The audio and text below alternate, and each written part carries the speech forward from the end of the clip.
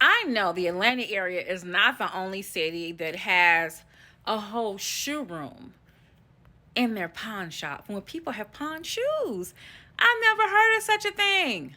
So today I went to Value Pawn. That's on Jimmy Carter Boulevard in Gwinnett County. Okay. And when I walked in, to the left, they had this whole shoe room. It looked like a shoe store. Like, look at the designs at the top.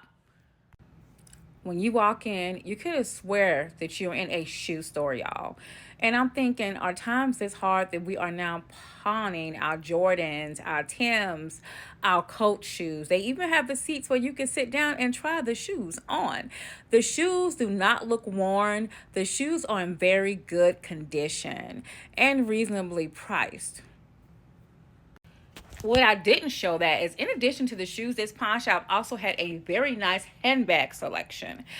Like, for instance, they had Dooney and Burke. They had some really nice designer handbags. Even had like Gucci purse with the Gucci shades. Now, you definitely are going to have to look to see if these are real or not. Just because it's a pawn shop don't mean it's real. Now, 30 million Americans use pawn shops annually. Listen, raise your hand if you ever use one. I definitely have.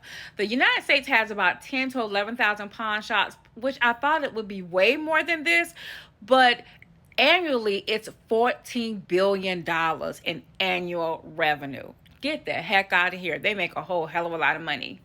That pawn shop also had a very nice jewelry collection as well. I could not find any data to say that lets me know how often people pawn shoes, but for designer handbags, it's about 8% of sales where people pawn their handbags.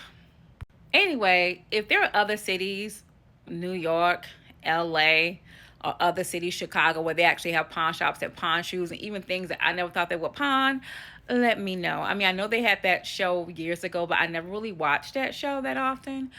But this is pawning shoes. Leave me your comments.